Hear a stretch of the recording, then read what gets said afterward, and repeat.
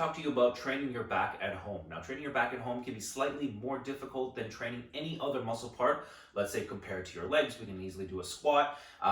Training your chest and your shoulders, presses, push-ups come to mind. But when it comes to your back requires that pull style motion, right? Which we can get away with doing, let's say, rows, or we can do upright rows, but really nothing beats doing a pull-up, okay? So how do you do a pull-up at home? I don't know how many of you own pull-up bars at home. I know I don't, just because I don't think any of my frames could probably handle that. So I happen to have LEBERT bars, or equalizer bars as sometimes they're called.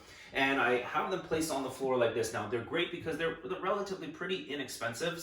How I like to position them is not actually parallel like this. I actually kind of like them in almost like a V style. So I'll be a little bit careful, but you know, I kind of position them like this at an angle. And this way I can pull myself up. Because our back is like a V shape, right? You've probably heard a V tapered or V shaped. And that's the way my back likes to be worked out. And oftentimes I notice that clients will tend to pull the bars in because that just feels a little bit more comfortable. Not to say that doing them parallel is incorrect, but I feel like I get a better bang for my buck being able to pull them up in a little bit of a V-tapered motion. Now, I'll show an example.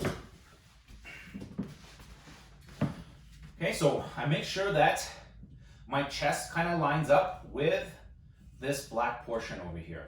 Okay, and I'm just going to pull these in just a little bit. Okay, and don't have to be super even, but we'll try. And what's good about doing the pull-ups on this equalizer bar is that I can have my feet on the floor. It's a little bit more even. Have my feet on the floor here. And I can use my feet to help me get myself up. And then slowly bring myself down, all the way down. Again, pulling myself up.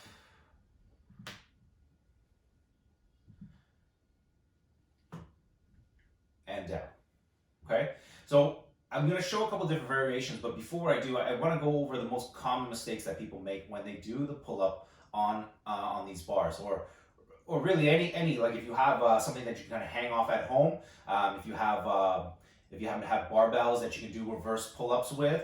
Okay, I still see the same common mistake, which is they will, and it's much easier to see with the LEBERT bars, which is when I pull up, I'm trying to think, I want to pin these 4 points to the ground as hard as I can. So when I pull up, these 4 pins, even though they're not pinned to the ground, I make sure that I push them in. So before I do anything, I make sure I pull this to the ground here.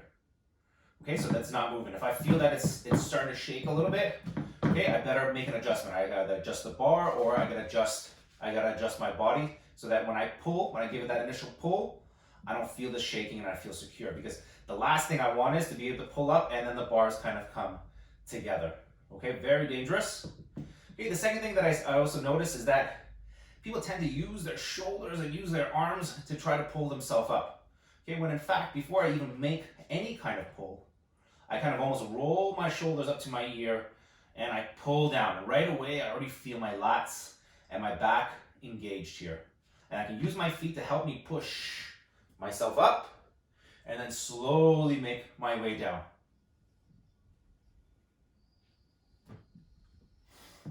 I can make this harder by making my legs straighter, and now I'm going to just be on my heels, and I can pull myself up this way, which makes it much harder. Okay, you can even have one leg on the floor, okay, and one leg up, and then even having less support. So if you have something that you feel securely that you can hang off, this is a great substitute if you're learning how to do pull-ups, or if you're trying to figure out a way to do pull-ups at home. This is probably your best bet.